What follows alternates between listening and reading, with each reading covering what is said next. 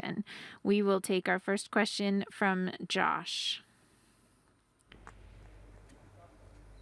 Hi Nick, Josh Gavlich here from XCN in Australia. Looked like you had a lot of fun with Venus. Tell us about the experience. It was a lot of fun to watch, that's for sure. Yeah, it was amazing. I've played a lot of mixed doubles and a lot of doubles, but there was definitely some added pressure. I usually don't really get affected by playing doubles. I actually feel like it's a bit of fun, but definitely today I felt a bit of pressure playing with Venus. I just wanted to not put on a good showing or anything. I really wanted to win. Like I've never really wanted to win a mixed doubles or a doubles match that much before. I was really trying hard, and it was just a lot of fun. Like she's iconic to the sport, and she's an absolute legend, and she'll go down as one of the greatest players ever to pick up a racket when it's all said and done. So I'm just glad that we got a win today, and she enjoyed herself too. She said she had so much fun. The crowd, it was a packed crowd out there on court 3, which is awesome, like for mixed doubles, and it was just honestly a lot of fun, and I'm really looking forward to seeing what we can do in the event. Craig? What were you saying? Nick, what were you saying to Venus? Because very often it seemed like she was trying to suppress a lot of laughter. What were some of the conversations? I think half the time she was just laughing at my accent, possibly. But, I think I just talk a lot when I'm out there. Like, you've seen videos of me when I'm playing singles. Like, I'm just trying to talk, and, like, it's just a bad habit. And the funny thing is, like, I was, like, getting so mad of, like, past points or, things that were a bit unlucky. And she was like, I don't even remember that. Like, she has such a fast memory, and I think that's one thing I actually have to take from her is when a point's done, she completely moves on. She doesn't, dwell on anything that's happened in the past. And I guess, that's what's helped her have so much success. And, that's why she's such a great champion. But it was pretty funny. Like, I was like talking about things like, oh, I can't believe they made it. I was so frustrated. She's like, oh, I didn't even remember that happening. And like, we were just laughing. I think we get on pretty well. But it's just, we're very different. I think she's quite timid and quite, very quiet. And I'm, a bit, bashful and loud and talkative. So, at least we made it work. We came through, we were down a break, and, that's when, the umpire kind of revved me up a little bit. I was very frustrated. I felt we were a bit hard done by that decision. So that's when I kind of, put it into fifth gear and really tried to push us over the line. Thank you. Francesco? Hi Nick, Francisco Arcuri from ESPN.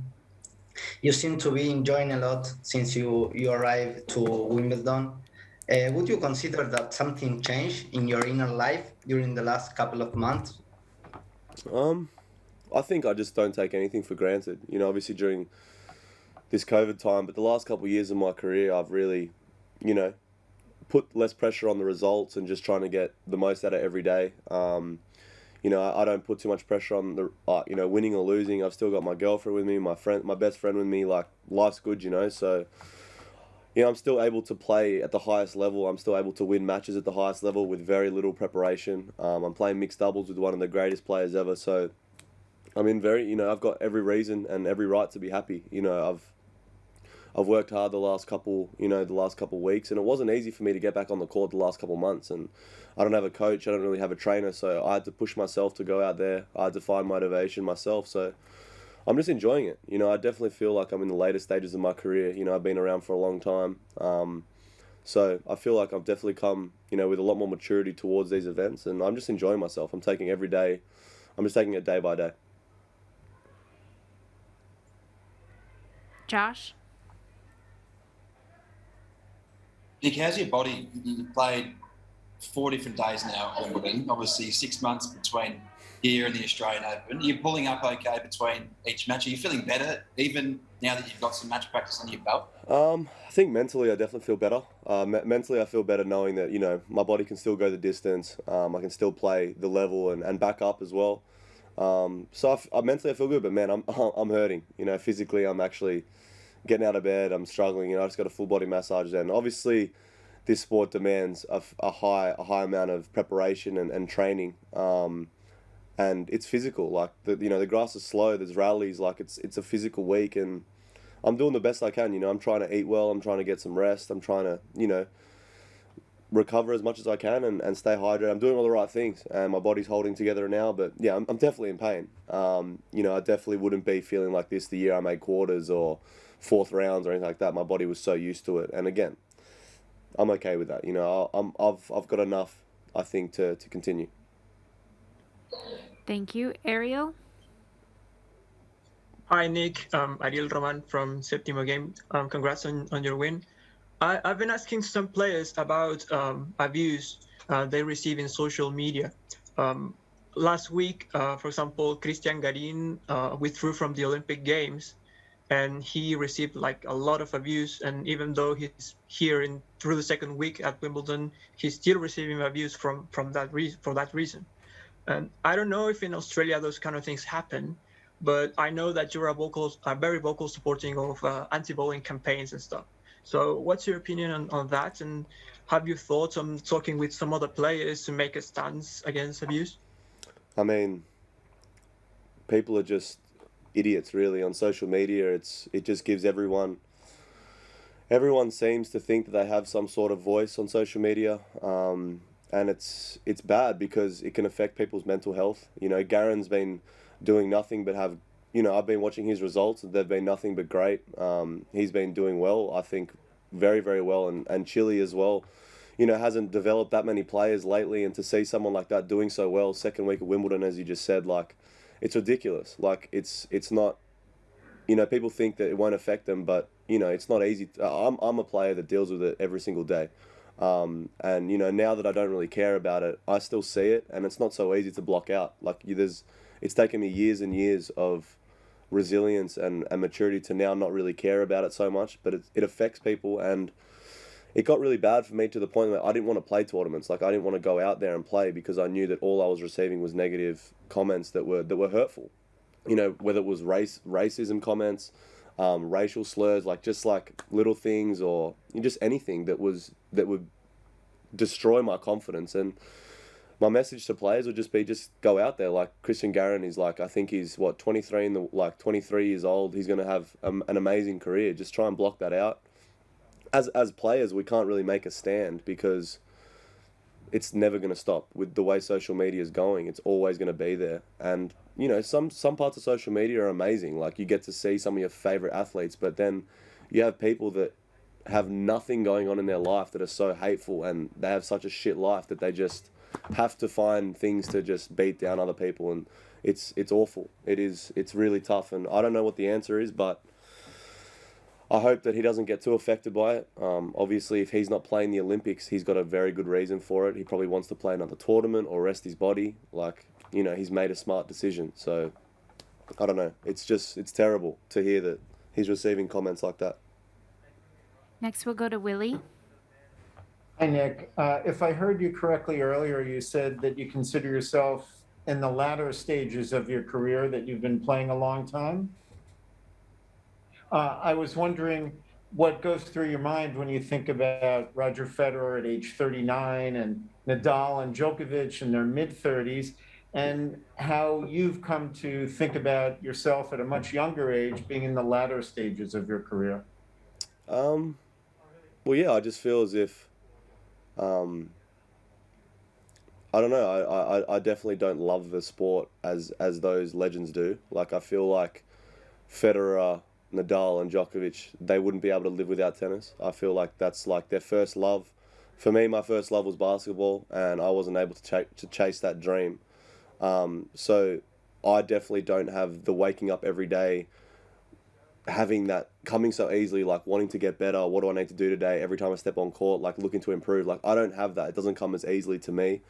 I definitely don't think they dealt with such, especially earlier on, such hate in their career, which for me, I wouldn't say has driven me out of the game, but it's just like definitely put a massive chip on my shoulder from an early stage in my career. But I'm not saying I'm going to retire anytime soon. I'm just saying, like, I feel as if I've been on tour for a long time. I've experienced a lot of things, and there's a lot of things I want to do outside of tennis, you know, like, and I'm not saying Djokovic, Nadal and Federer are wrong for putting so much into it. Like, they're as I said, I praise them enough. But for me, I feel like I set a goal when I was young. I didn't want to play past like 28, 29. Like, these are the best these are the best years of my life. You know, I want to spend it with my family, my partner, like my friends. Like, I feel like I've earned the right, and I've worked hard to have this freedom to do whatever I want after. Do you know what I mean? Like, I've worked hard. So whether or not that's me, and you never know. I might come back at like 33, get a wild card. Who knows? But I'm just saying, like, I can't see myself playing like as long as those guys. Great. We'll take How two would- final how- questions. We'll go with Sorry. Rez Mirza, please. Hi, Nick. Raz Mirza from Sky Sports. Just want to ask you about Felix. How excited are you about that matchup, and are the spectators going to be entertained? Oh, I think it's a very intriguing matchup. I always have been a massive fan of FAA. I think he's got the platform and the game to really push this sport into, something really exciting again. I love watching him play, and he beat Roger, a couple of weeks ago. So I think his game is awesome. He plays big. He backs himself. But I'm not even thinking about that. I'm so hungry right now, and I've got half a day to prepare, recover, and tactically I'm going to do the same things. I'm going to serve big and play big, and if it's enough, it's enough. If it's not, too good. But yeah, it's going to be a good match. I've got nothing but respect for him. He's a hell of a player, and he'll be a Grand Slam champion one day, I'm sure, and he's going to do some special things. So, as I said, I'm unseeded. I go into that match as an underdog, but there are people that are going to be expecting me to win that match because that's just the weight I carry, and that's just what it is. But yeah, I'm looking forward to it. It's going to be a nice challenge. And we'll take our final question from Craig. Nick, considering what you just said about the pressures you've been under and you have been under in the early part of your career and etc., and now compared to then, now you're feeling quite relaxed and you really seem to be enjoying the time on court. How much would you have liked this time now to have been at the start on the earlier stages of your career? I wouldn't say I would want it to be like that, because I feel like it's just been a journey for me. I definitely feel as if I wouldn't have been at this mature state of mind if I didn't go through all those things early on in my career and dealt with such hate and such like disgusting, behavior from other people towards me. And I feel like if you take any block out in the previous years, it all kind of falls down. So I wouldn't want to go back in time or anything like that. I'm proud to see how far I've come, what I've achieved in this sport. At one stage I was an overweight kid from Canberra who was told numerous times from every single coach, you may as well retire, all this bullshit. So I'm proud of who I am and who I've become and what I've achieved in this sport, and everything now is a bonus for me. So yeah, I mean, I wouldn't want to have my time again. I think I've overcome a lot, and I'm just proud at the end of the day. And Great, just on thank Felix, you. Sorry, we are going to have to leave it there. Yeah, just let me get this one in. You've played him once before. Yep. That match at Queen's. Yep. It was a tight 3-setter. Will that have any bearing on this next the match tomorrow? I mean, we both know what to expect from each other. I know that he loves, playing in his strike zone, big serve, and he's very, to the point. He counts on routines. He's a very, I'm not going to say robotic player, but loves, the same routine, loves the same sort of point over and over again, and that's what makes him great. He's got such consistency, discipline. So I need to go out there and try and disrupt as much as I can. I need to serve big, try and give him no rhythm. I guess that match kind of gives us an insight of to what we like, but as I said, I was in a very strange headspace that day in Queens. But yeah, it was a good match. So it was very, very, very, very close. So tomorrow, hopefully, it's another good battle. Great. Thank you very much.